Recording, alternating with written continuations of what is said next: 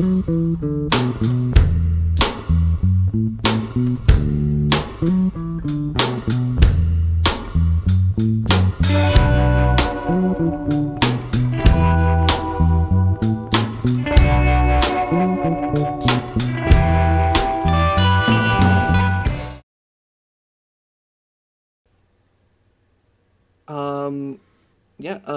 am Jack Weighill. I am been a professional writer and editor for tabletop role-playing games, particularly 5th edition, for 7 or 8 years or so. I've worked on pretty significant number of like small to mid-sized projects, things. I worked on Professor Gilroy's Heavenly Handbook. I was the editor on that. I did the 5th edition conversion of Legends of Avalon, and I wrote Esmeralda's Guide to Ravenloft as well. As probably my biggest project. I'm a big Ravenloft enjoyer. As Yeah, it works. Okay, next question. The philosophy that went into Ollitla, subclasses, etc. We went over this, yes. So one of the main things with like designing subclasses, particularly for a setting book, when you're building, say you're doing like 10 subclasses or whatever for a book, you want to find the midpoint between fits in a setting book and is not so grounded in that setting book that it's completely useless outside of that context, right? Right, and you mean like not just fits in the setting book and other settings, but like isn't rooted in like specific mechanics, right? So there's no reason you can't play this in any other setting, right? Yeah, that's so. The sort of mentality would be, we have a very, very specific theme visually, mythologically, that we're sort of shooting for, the and so all of the subclasses, particularly in their art, are going to be very heavily grounded in the setting, but none of them are so heavily rooted that you can't pluck them out and put them in your home game and whatever, right? That's like really important. Like people are gonna appreciate people that. who buy into Ollitla if they play a game in the setting, they're gonna probably play some of the subclasses. Maybe their character I really like this. Maybe their character could just migrate or visit another setting, Yeah, I mean, and not even that. It's like, hey, we want to play. We've played an Ollitla game. We're gonna play a different, in a different setting or whatever. I liked this subclass. If it's too specific to Ollitla, if it's like too tied to the setting and like lore and function and stuff, then it doesn't really work. And we've really kind of tried to like sort of strike that balance. There's also just kind of like more sort of ground level stuff of when you are designing this, it's all balancing things, right? Like you're always there's one end and another end, and you don't want either of those things. You want somewhere in the middle of. And can you tell us about the can you say what are your thoughts on balance? Some people say it's all flavors all that matters. Some people say mechanics are all that matters. And how do you navigate those ends of the spectrum, if that's even a spectrum? If you again, those are two ends of a spectrum, and both of them are not good subclass design. Like they're just not. You need the middle. If you have a subclass and you go in with mechanics, right? You can make the most mechanically like deep, interesting to play subclass in the world, but if it's got no source, then nobody's going to have a reason to pick it unless they're in your exact headspace of like why this thing you made is cool mechanically. Same is true for flavor. If someone comes to you, he's like, "Oh, that's really interesting the concept," and they read the abilities, and it's like, "This is lame. This is nothing." It's you've got to strike that middle ground of like if your flavor should feed your mechanics should feed the flavor. If they work together, then you're well on the way to having like It really kind of high reminds me of quality an stuff. analogy of theme park design. Like, Mm. Six Flags Magic Mountain is known for its awesome roller coasters, but the roller coasters are Mm. just hunks of metal with no theme or purpose. And Disneyland Mm. is known for its gorgeous, flavorful, you know, you go through a story when you hop on one of their rides, but they're not Mm. terribly exciting mechanically. Like, you're just going in a straight line. But things Yeah. like Splash Mountain, or what was Splash Mountain, are a visual story. There's a theme to it, but there's also like fun things that happen, like the drop in the water. So I guess Yeah. what you're saying is that something like, correct me if I'm wrong, it's like it needs to have a skeleton of mechanics, but a flesh of flavor and sauce, as you put it, right? Yeah. I think it's probably right. I think to sort of to kind of like I think a good example from the book that kind of covers both of the things I was talking about would be the Jaguar Warrior fighter. Oh, nice. You The have Jaguar Knight? it is The sort Jaguar of Knight. art wise particularly. Yeah, it's hyper specific to the setting. Like, but if you can kind of it is primarily about a fighter that is about basically ambush attack. It's Just I am going to ferocious jump power. on you and attack you. And that kind of like mechanically, that's a very mobile fighter that moves around, does some status conditions, and is like bouncing around. Just like power, ferocity. Yeah, like you get that kind of feeling from it. I'm a big fan of like anything that promotes like smart spacing. Like when you really get down to like nitty gritty grid level like tactics in this game, I absolutely love it. There's so much like potential under that that's like and any like class or ability or whatever that really encourages that. I really like it. It's you kind of get that like you've got kind of the flavor of like mobile ambush predator fighter, like that kind of backbone. But it's not. What went into when I wrote that, because I was my design, but when you helped me edit it, my inspirations were severalfold. One, like what does it mean to be a Jaguar Knight besides just the outfit and the artwork and the costume?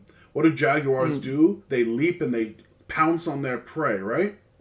And also, mechanically, we've all played Baldur's Gate 3, and that game's very jump centric. So like, but that feels fun. You leap to a foe and then you wail on them. Yeah, no, yeah, that stuff is really fun. The basically any character in any game where you can like, I'm gonna go from standing here to like springing on you in a way where I don't just like press a button and do it. It's like, no, I gotta like line it up and like jump to the right spot and stuff. That stuff is great. That's like a good example of like kind of meeting that kind of you got to get the middle ground, right? So I'm in like a unique position on the team as being I'm the one single the team's one white guy and I'm half white if that helps, but I still have the cultural background, and we still brought you on anyways because I promise I'm a good editor. I promise. So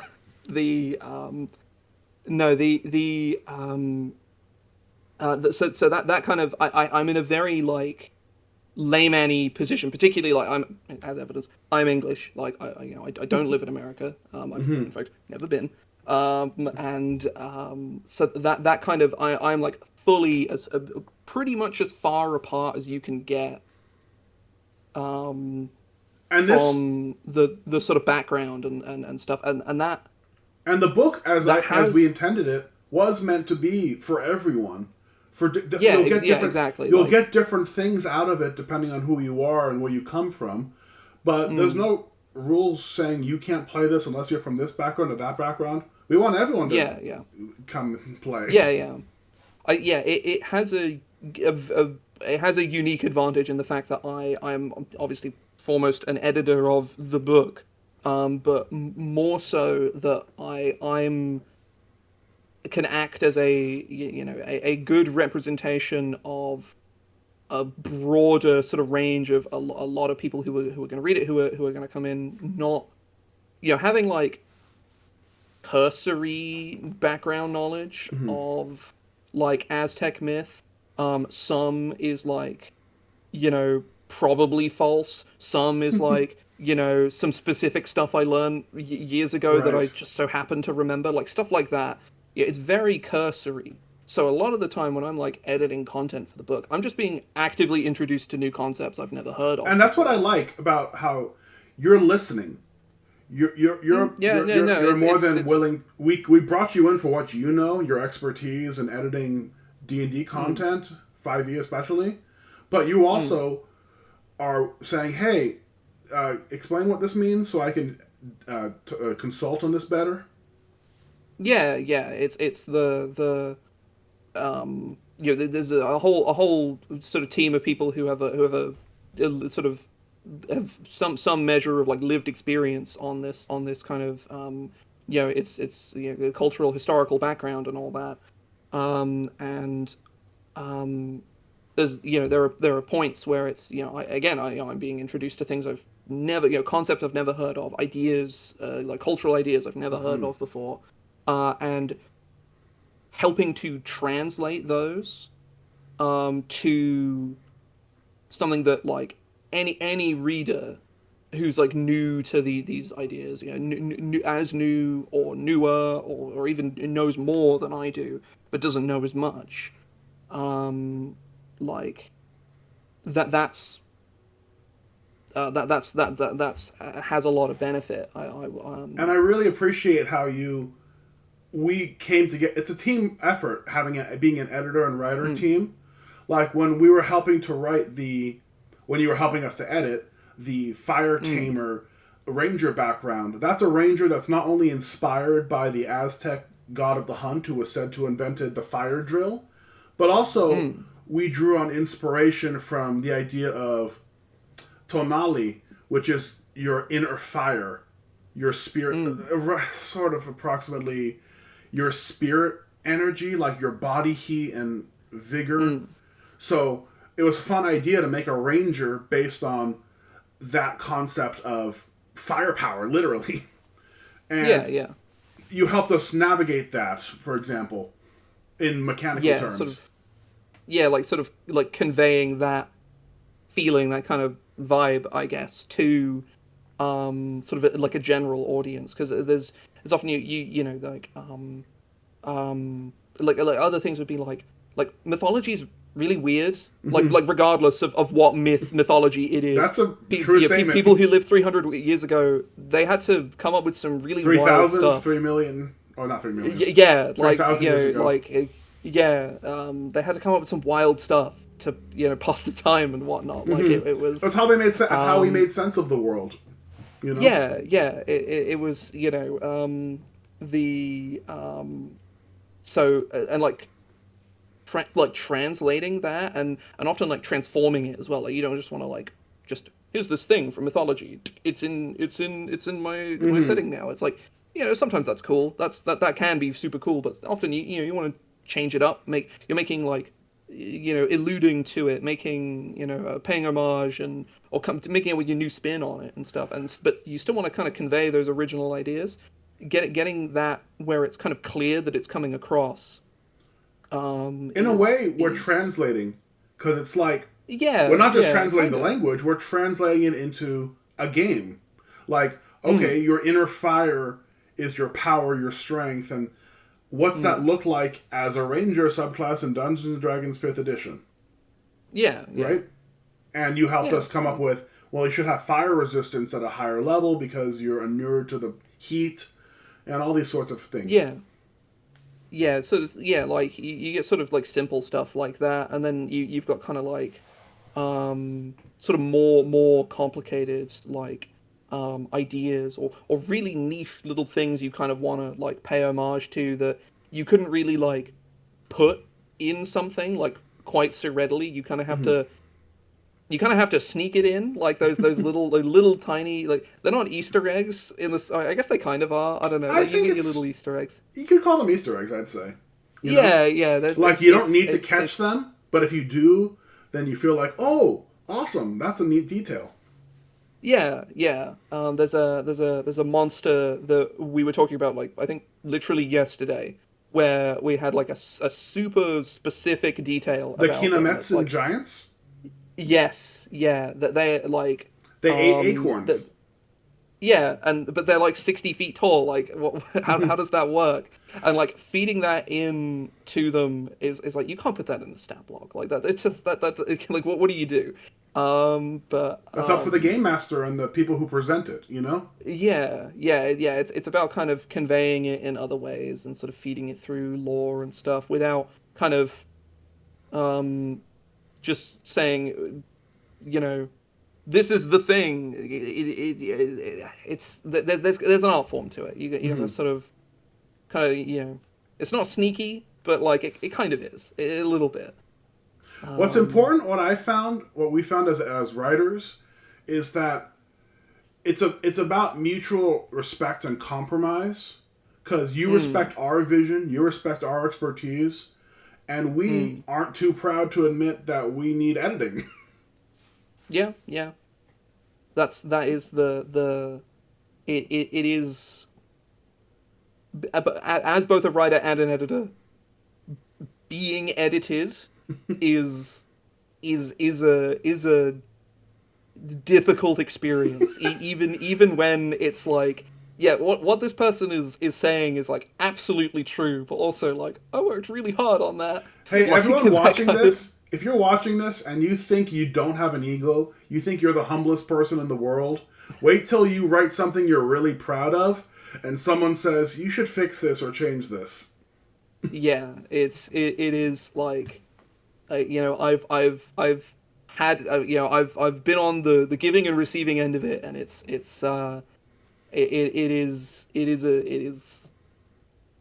an experience, that's for sure. It is ultimately like you make better stuff. Like ultimately, like you get someone else with even just a little bit of expertise, frankly, to look over your stuff. Your work will be better for it. Categorically, it will better than you could make it yourself. Obviously, proofread your own work, but like, there's only so much you're going to spot if you're own writing. It's a team effort. Category. Yeah, yeah. Like we were saying before of like the editor is there to take, here's the bar of good. You are here, pretty good. The editor does this. It is a like they don't magically make your work amazing. Like it is like a percentile increase or something to that. I don't know. It's a very like it's a very granular way of looking at it. But they take the stuff you've already made and make it a bit better. Going off of what you said about even someone who's marginally knows what they're talking about, looking at reviewing your work. I actually teach as my day job, and I've said this so many times that like having a second pair of eyes looking at your work is just, they don't even have to be the biggest expert in the world who knows so much more than you do. They can just be someone who's reasonably skilled, and a second pair of eyes will catch so many things you did not catch.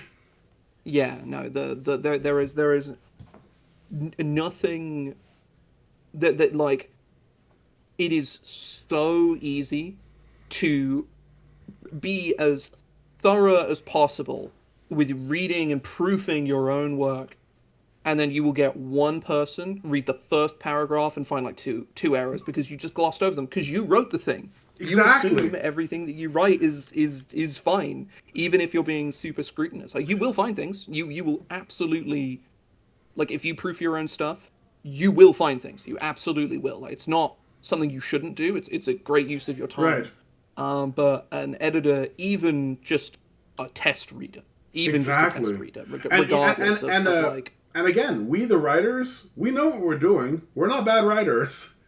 Our stuff comes pretty good, but we're not so arrogant that we're like, it's good enough. We don't need a second opinion. Yeah. You know? Yeah. Like even like in a scenario where like you and I particularly have like worked on projects in the past where Yeah, we have. we kind of just end up being our own editors of you. Like if you have people on your team who are good at that, that is like a thing you can do as well. Like it is just an editor elevates work by a non-trivial amount. Like it can be, and it can be a game-changing amount, or it can just be this is notably a bit better now. Like, yeah, you're right, I should be adding more here. And, yeah, you're right, this bit is kind of redundant. And this is a team project in particular. There's 5 writers, including me. We have a team of artists and consultants and people on board. But I don't care if you're a solo editor. And this applies to, like, novels and fiction. You're the one writer. You're in charge of everything. You still have another person editing. Yeah, you need an editor. If you're a team and you're doing all the work by yourself, strongly consider at least adding one other person, an editor. Yeah. Obviously, like there are the constraints of like getting like hiring an editor, even if you're just like if you're that kind of like amateur level and you're like trading royalties for it, which we were there pretty size. No, I still get like royalty returns on projects I worked on years ago, and it's great. Like it's fantastic. Exactly. Being like this project I worked on like 5 years ago is still like paying dividends. I can that. But even if you're an amateur level, there's my lunch for next month sorted or whatever, right? Definitely. And even if you're like a real amateur level, which is not an insult, by the way. It's where we all start. Not, yeah. B, you do it out of passion. So even if you're there, get some friends, get some people or test readers or volunteers to just look it over and give their thoughts. Because as you said, you miss so much. Because you know it makes sense to you. How does it not make sense to everyone else? Yeah. So even now, like at the when I'm like writing my own like personal projects, I'm like the first thing I'm doing is like I have going to like my play group or whatever, and like, hey, is this terrible? Like thoughts, gang? Like how are we feeling? And there's 9 times out of 10 there's something of value to take away from that like discussion, even if it's like 2 people out of however many that are like, I have an opinion on this or whatever. That's not even talking about our play testing, which we're going to do more of. Oh yeah, no, that's literally just my own like. We have because we're introducing a couple new systems, and that's been requiring play testing, and all the features need to be like run through the gamut before, and the gauntlet, not gamut. You know what I mean? The one that springs to mind is Path of the Sun's Fury. The Barbarian? Yes. There's a very simple reason that I like it so much is Barbarian Rage says, you can't cast spells. What if Barbarians say, here is a spell, you can cast it while raging and use con for the stat? The rules apply unless they don't. Yes, exactly. Like that kind of stuff. Like, ignoring all the other things I like about it, that in and of itself is like very, very simple. Like, yes, me like kind of design space. I saw that and I was like, yeah. And it makes sense, right? The barbarian's not casting illusion spells. It's on brand. Yeah, no, it is slamming you in the head with a fiery hammer.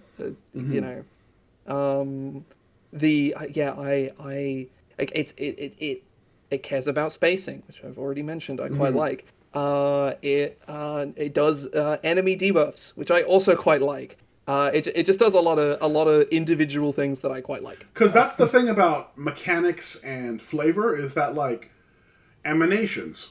I mean, the sun's not going to be a laser. The sun's not a laser pointer. The sun shines on everything. So that idea of emanating sunlight, burning sunlight, was a fun design niche that a lot of barbarians don't do. Yeah. The like barbarians that actually have like AoE damage potential. Again, like there's to my memory, there's not any that do it. There's Storm Herald, I think. It's not being reprinted, and the original is not ideal, not the best. It's not great. It was not many people's favorites. Let's put it that way. Yeah, no, I'm sure they'll soup it up, and it'll probably be pretty strong once they rework it. If they've done they did a pretty good job with Berserker. So totally, but this is I can see why you liked it, because I myself was pretty proud of the searing smite, you know. And you actually helped me kind of tweak and tone down the mechanics for the spell level and how to balance that sort of thing. Yeah, it is that is kind of a thing with when you're designing. This applies to basically any game. Is like finding what does this game not do, and that takes research, knowing the game, and then there's a second layer of analysis in why does it not do this, because it could be because it's antithetical to the game's design. Which it's a bad idea. It probably so shouldn't do it either. Yeah, or it's because they just haven't done it yet, and thereby go for it. Like, do the thing. Like, Barbarian that can cast even just a spell in this case. Like, it's like one flavorful spell that it can cast a few times, even while raging, and that's, otherwise it would be useless. The Barbarian's not going to not rage to cast this one spell, but if it can just do it, regardless of the normal limitations, then that's like a fairly simple one as well. Like many designers have made the leap of like. What you're saying about antithetical to the design, that'd be like, hey, this subclass gives you a lot of spells that you can't cast because you're raging. That'd be like absurd. Yeah. Oh, I mean, more just on the lines of like the game doesn't do this because the intent of the designers is that the game shouldn't do this. That's not always, like ironclad, something you should always adhere to strictly. Like, that doesn't necessarily matter. Because sometimes it helps to explore those unknown regions. On the other hand, they're bad regions. Yeah, like, that's kind of where the other handle comes in of like, there's the reason this hasn't been done is because they just haven't done it. There's no overt reason that they haven't done the thing that you think would be kind of cool. And at which point, if you've got the execution, do it. Do the thing.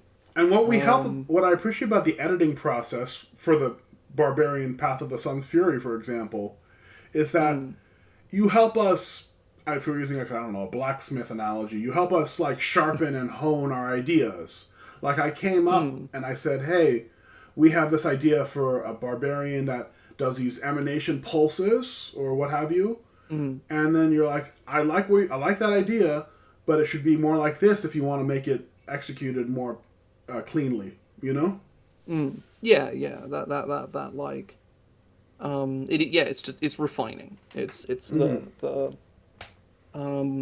you can like as an editor, you can have like a writer hand you like a super like 100% like borderline print ready product, and there's still something of value you can add to it, or they can hand you something that's like basically just advanced notes, and you can help them like. I've unfortunately been in both situations with you, and you've tolerated both situations. Yeah, no, I've seen like hundreds of both. Like, it's like this is like written, like, this is what I want this to do, help me word this. Or here is a thing that I'm like pretty confident on and is basically done. And I'm like, okay, like we tweak this, like we this thing is like too good, or maybe could be better as well. Like, that's I'm always a proponent of like, how could like if it's not like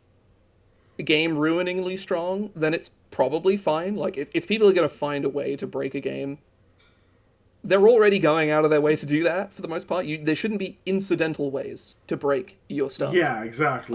That people can stumble into by accident. But if somebody is like actively looking for ways to break the game, they're going to. The thing is, though, about a normal player option like a subclass, is that What's important isn't just making it strong so you can do big numbers and beat the game Oh, and yeah. win or get the high Yeah, score. yeah. That's absurd. But like, you don't want to suck. You want to be Yeah, like no. hold your own and be strong and do the thing you Yeah. were promised you could do well and not be like the odd one out. Yeah, this it kind of comes back to like the mechanics and flavor. If your thing is flavorfully really cool and mechanically either just really weak or really kind of boring, then the player's going to feel cheated. Like one way or another, whether by you the designer or just by the game in general. My kind of attitude with like subclasses particularly is or just like player content design, I guess. That's something that the players are always going to be interfacing with. What is the cool thing you do? If, Yeah. if if if you don't do a cool thing, and it has to be cool and it has to be good. These are the two things it needs, and because you can do a really cool thing that's like on paper this is really cool, or it sounds cool when you describe it, and in practice it's like I do 2 damage, like oh great, or I do this hyper niche thing that I'm maybe going to do once in a campaign and never have the opportunity to do again. Um, like you want to avoid that. You want to have this is the reason I picked this is for this thing that I get, or this, or maybe you picked it for everything, or you picked it for flavor reasons, but you should still have this is my cool thing that I do that no one else does. Um, And you should and be good at it. And it's not necessarily yes, damage. yeah, It could be support. But if you say, yeah, yeah, "Oh, I'm going to be the support master," then you better be good at support. Otherwise, they yeah. fail Like to deliver on the and at promise. that point, it's like you know, if you're making all the best choices you can to be the best like supporting character, and like in or out or both of combat, and you're making all the choices that you can to like not like optimize, but like you're going for a thing and you want to do that thing as best you can. If the output is still that you just kind of suck, then at that point the game has kind of failed you there, It's and failed that you, that not you it. feels, You know, yeah, it feels bad. Like it it does. doesn't It feel feels good. really bad. Like shooting to make sure that doesn't happen with the stuff that you design is really, really, really, really important. Why should people try? No, Um, sorry. Specifically, why should people buy this book or support us or be interested? Give a yeah. shit.